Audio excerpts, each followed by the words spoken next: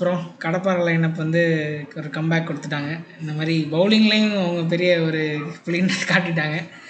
So இன்றைக்கி வந்து மும்பை ஜெயிச்சிருச்சு. அவங்களோட ஃபஸ்ட்டு வெக்ட்ரியை வந்து இது பண்ணிட்டாங்க. அதுவும் இல்லாமல் ஹோம் டவுனில் ஒரு பிக் ஓப்பனிங் அவங்களுக்கு.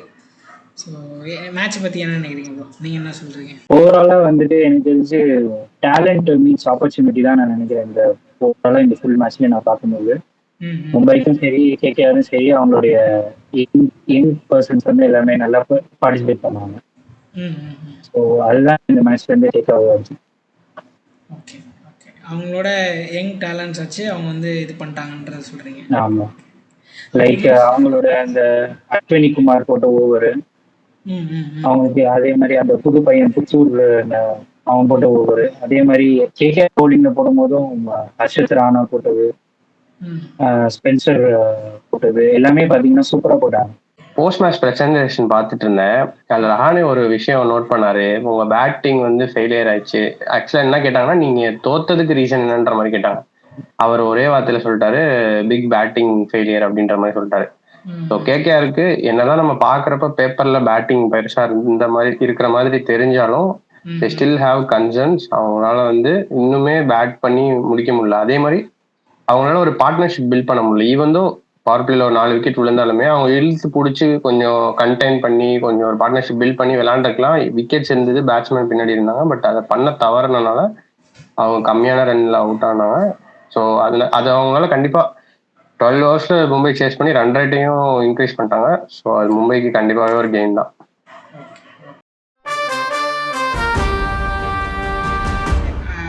அடுத்த மேட்ச்சில் நடந்த positive and negative.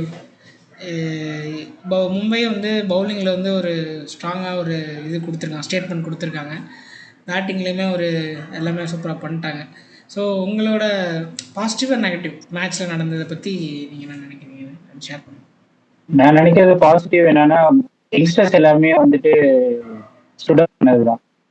Ashwini Kumar போட்டதும் இருந்தாலும் சரி, ஏன்னா தன்னுடைய முதல் மேட்ச்சு லைக் ரசல் மாதிரி ஒரு ஆளுக்கு முன்னாடி போடும்போது அது ஒரு ட்ரெமெண்டஸான ஜாப் தான் பண்ணாரு. அதுவும் அவரை வந்து கெஸ்ஸிங் பண்ண வச்சாங்க. பாலை என்ன எங்க வரும் எப்படி வரும்னே தெரியாத அளவுக்கு போட்டதுதான் வந்துட்டு அவுட்ஸ்டாண்டிங்கான இது. நான் அதில் பார்த்தா ஹர்திக் பாண்டியாவுக்கும் மும்பையோடைய மேனேஜ்மெண்ட்க்கு தான் நான் வந்து ரொம்ப இது பண்ணுவேன். ஏன்னா ட்ரஸ்ட் பண்ணி உள்ள இறக்கியிருக்காங்க. அதுக்கேற்ற மாதிரி அவரும் நல்லா பெர்ஃபார்ம் பண்ணியிருக்காரு. கேஆர் வந்து பேட்டிங்கை வந்து அவங்க ரன் ஹையஸ்டா ஸ்கோர் பண்ணிடணும், அவங்களுக்கு வந்து டார்கெட்டை வந்து டேபிள்ல வச்சிடணுன்றதுல ரொம்ப குறியா இருந்து அவங்க விக்கெட் நிறைய லூஸ் பண்ணதான் நான் நெகட்டிவ். பாசிட்டிவ்ஸ் அப்படின்னு சொன்னோம்னா ஆப்வியஸ்லி மும்பை வந்து அவங்களோட ஹோமுக்கு திரும்பி அவங்க பவுலிங் அண்ட் பேட்டிங் ரெண்டுத்துலையுமே நாங்கள் தான் கெத்து இந்த ஸ்டேடியம்ல அப்படின்ற மாதிரி ப்ரூவ் பண்ணிட்டாங்க. பட் ஸ்டில் ஐ வுட் சே மும்பைக்கு வந்து அந்த ஓப்பனிங்ல ஒரு கன்சர்ன் இருக்கு. ரோஹித் சர்மா இன்னைக்குமே எனக்கு தெரிஞ்சு ஒழுங்கா பெர்ஃபார்ம் பண்ணல, கொஞ்சம் ஸ்ட்ரகிள் இருந்துச்சு. So once Rohit Sharma comeback பண்ணா மட்டும் தான் அந்த ஓப்பனிங் ஸ்ட்ராங் ஆகும். Going forward to tournament opening ரொம்பவே முக்கியமானதா இருக்கும். கொல்கட்டாக்கு நான் ஆல்ரெடி சொன்ன மாதிரி ஈவன் தான் பேட்டிங் லுக் ஸ்ட்ராங், அவங்க வந்து ஆன் ஃபீல்ட்ல வந்து அந்த பெர்ஃபார்மன்ஸ் வெளியே டெலிவர் ஆக மாட்டேங்குது. லைக் அதுதான் சொல்றேன், அந்த அப்ரோச் வந்து எல்லா டீமுக்கும் பரவுது வைரஸ் மாதிரி. சன்ரைசர்ஸோட அப்ரோச்ன்றது தான் என்னோட ஃபீலிங் இந்த டோர்னமெண்ட்டை பொறுத்த வரைக்குமே. ஒரு 4 விக்கெட் விழுவுதுன்னா ஒரு பார்ட்னர்ஷிப் பில்ட் பண்ணி விளையாடலாம், தூக்கி எல்லாருமே அடிக்கணும். அது கேகேஆருக்கு கண்டிப்பா வீக்னஸா தான் இருக்கு. அதாவது இந்த மேட்சோட கேம் சேஞ்சர் யாருன்னு நினைக்கிறீங்க?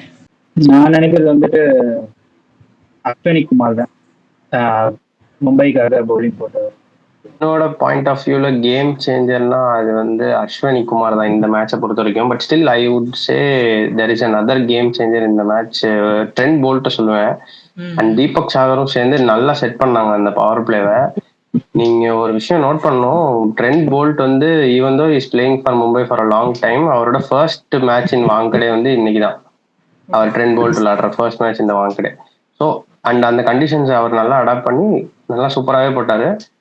அவரை எதுக்காக வந்து மும்பை பிக் பண்ணாங்களோ அதை ரைட்டா பண்ணாரு. So I would say Ashwini Kumar is the game changer. But still போல்ட்டோட அந்த ஓப்பனிங் அந்த பவர் பிளே செட்டப் வந்து இஸ் கேரிட் அவே.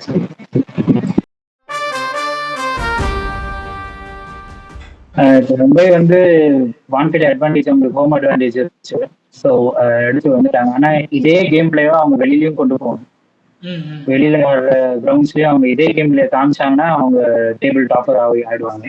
பட் இதே இதுதான் வெளியில வந்து இன்னும் ரிஃப்ளெக்ட் இல்லை. இன்னும் இப்ப இந்த டீம் பார்க்கும்போது ஸ்ட்ராங்கா இருக்கு, இன்னும் இதுல பும்ரா வந்து சேரும்போது இன்னும் கொஞ்சம் ரொம்ப ஸ்ட்ராங்கா தெரிவாங்க. ஸோ அதுதான் நான் வெளியே பார்க்குறேன். என்னோட பாயிண்ட் ஆஃப் வியூல கண்டிப்பா 2 பேருமே 3 மேட்ச் விளையாண்டு மும்பை ஒரு மேட்ச் ஜெயிச்சிருக்காங்க. பட் சிஎஸ்கே ஒரு மேட்ச் ஜெயிச்சிருக்காங்க, மும்பை ஒரு மேட்ச் ஜெயிச்சிருக்காங்க. But still I would say அந்த 2 டீமும் ஜெயிச்சது இல்ல. மும்பை ரொம்ப கன்வின்சிங்கா ஜெயிச்சிருக்காங்கன்னு நான் சொல்லலாம். ஈவன் தான் மும்பையோட தான் சிஎஸ்கே ஜெயிச்சாலுமே ஸ்ட்ரகிளிங் அண்ட் அந்த 150 சம்திங் ரன்ஸ் அடிக்கிறதுக்கே ரொம்ப டைம் எடுத்துக்கிட்டாங்க. ஸோ அந்த விதத்துல பார்த்தோம்னா மும்பை தான் வந்துட்டு அந்த பிளேஸ்க்கு தகுதியானவங்க. And going further the tournament எனக்கு தெரிஞ்சு அவங்க மோஸ்ட்லி பிளே ஆஃப்ஸ் போயிடுவாங்க மும்பை.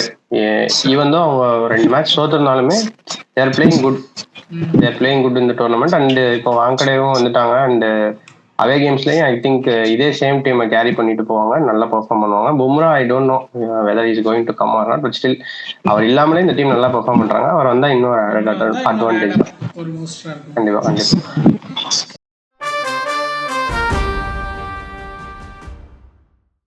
ஸோ எல்எஸ்ஜி பஞ்சாப் மேட்ச்ல எனக்கு தெரிஞ்சு வந்து பஞ்சாப் தான் நான் ஜெயிக்கும் நினைக்கிறேன். நான் அவருக்கு அப்படியே ஆப்போசிட்டா போறேன்.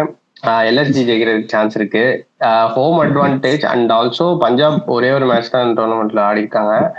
ரொம்ப லாங் பிரேக் அப்புறம் ரிட்டர்ன் வராங்க. ஸோ கொஞ்சம் அந்த இழுத்து பிடிக்கணும், கொஞ்சம் கஷ்டமா தான் இருக்கும். அண்ட் லக்னோக்கு வந்து இப்போ ஷர்துல் தாக்கூர் வந்து ஒரு பீஸ்ட் மாதிரி தெரியுறாரு.